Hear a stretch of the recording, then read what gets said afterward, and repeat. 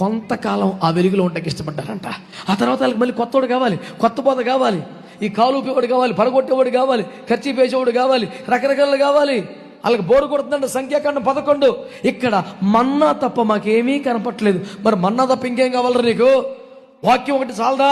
Dance కావాలి, choreography కావాలి, ఇంకేదో కావాలి, మ్యూజికల్ చైర్ కావాలి, కోలాటం కొట్టాలా, చర్చి మధ్యలో మంట వేయాలా, సపరేట్ కొట్టుకొని తిరగాల.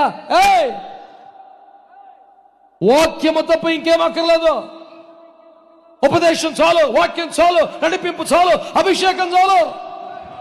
రకరకాల కార్యక్రమాలు చర్చిలో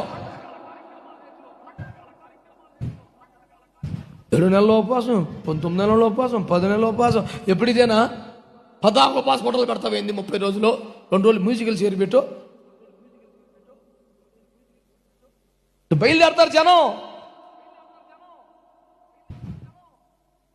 ఏం కావాలా?